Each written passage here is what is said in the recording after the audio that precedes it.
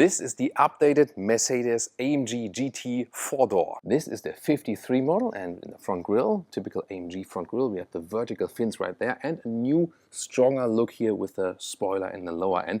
This actually is the 6-cylinder but has the 8-cylinder styling package. Headlamps here, LED standard, even the multi-beam LED with more elaborated high beam function. And here we have the 3-liter inline 6-cylinder, 367 horsepower with the 43 model, or here with the 53 model with 435 horsepower. And then there's the 4-liter V8 in the 63 model with 585 or 639 horsepower. And news here that the 6-cylinders will also get mild hybrid technology for the engines, and on top of the line will now be then a V8 plug-in hybrid with electric drive in the rear, and this will have an acceleration figure less than 3 seconds and over 800 horsepower to come very soon. And acceleration figures are 4.5 seconds for the top 6-cylinder model, and the so far 8-cylinder 3.4 or 3.5, and as I said, the new V8 plug-in hybrid will be even faster. Here the side profile, that's what the car is famous for, that's why it's also called 4-door coupe. Yeah, there's always a discussion about is there a 4-door coupe at all, but coupe just means cut in French, and yeah, that's what they mean here by cut. This typical rear ending with really strong shoulders, making the car sexy, but also kind of alike with the CLS. But actually this one here has a sportier positioning, so from the suspension, chassis-wise, and so on and so on. And suspension-wise, you can get the normal suspension, which is already adaptive here, and optional, the air suspension. This is only standard for the 63 models and above. And this has now been updated with a wider span between comfort and sportiness. Wheels come from 19 to 21 inch. These here are also the biggest ones, and in this new styling, aerodynamic styling, really special. And in this case, the optional carbon ceramic brakes with the golden or orange brake calipers. But also when you go for the standard brakes, you can now also get red brake calipers as a contrast. And finally here in the rear, wide accentuated tail lamps. Look at that.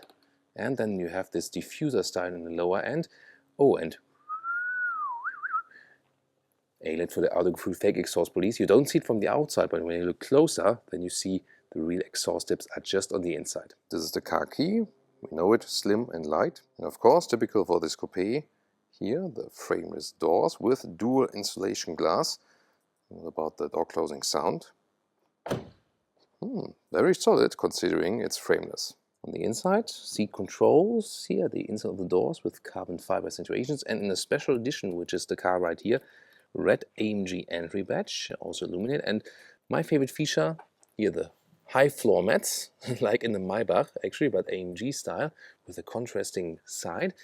Then we have a new steering wheel, like in the E-Class or CLS facelift as well, AMG style with the 2 horizontal fins, but capacitive buttons at the steering wheel, they look fancier, also, you know, giving some kind of feedback, but still harder to control while driving. Digital instruments and the whole infotainment system also updated with the latest MBUX software, so also now with voice input. And hey, yeah, it's my favorite feature with the ambient light also in the air vents. The ambient lighting, first of all, in a swinging central design underneath, and then also the air vents, just lovely. Some say it's too much, but what about you? Do you love it? What do you say it's too much? I think it's exactly right. Oh, and here, by the way, the special edition also gets a special badge. Here the new steering wheel also has the driving mode selector here at the steering wheel. That's actually quite practical. Yeah, but then here the capacitive button controls. Sometimes you just miss what you want to do when you start this sliding thing here. However, the software in the front is actually quite fast, and the good thing to show here is always how you can change the displays, sport, super sport, and so on.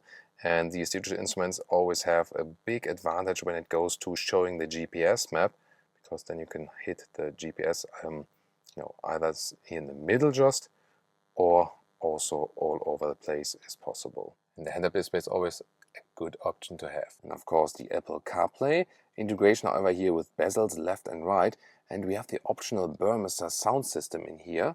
And let's listen to that.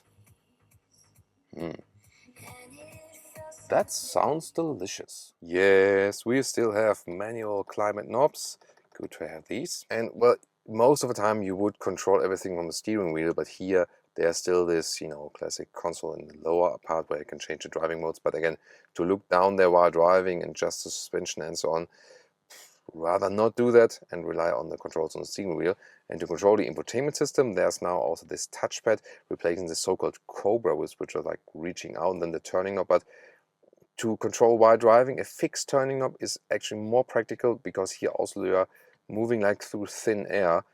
This doesn't give a good feedback while driving. In the front, the carbon fiber cover and the adaptive cup holders, and already 2 USB-C chargers. Another split armrest, you have 1 more USB-C charger, and in a way it's more practical because there's much more space to put your phone, and this is also an inductive charging mat underneath if you want to use that. Seats come with a base sport seat, or this one here is the optional bucket seat. It's slimmer and stiffer, and the standard configuration for the 43 or the 53 would be the Namica microfiber on the inside and Artico or Ambitex leatherette on the outside, which is the ideal combination for best breathable features, and also that in wintertime it stays warm. This one here is the optional animal skin package. So if you want the best comfort, actually stick with the base seats. You have the microfiber material and also the more comfortable seat form. These seats here are better for the racetrack. I'm not sure who will ever use this car on a racetrack. It is capable of doing so, however. And headroom here in the front without the panoramic roof, still plenty with 1m86 or 6'1". In the rear you can get a bench that goes all the way through, or here this single seat configuration with the split middle console that looks a little bit more exclusive. And here's the only practical advantage of these bucket seats. Then the car has more legroom because the seats are slimmer. Tall adults can sit here in the rear. That's, coming close to the CLS. Headroom really very close, but indeed, for 4 tall adults, it's fine.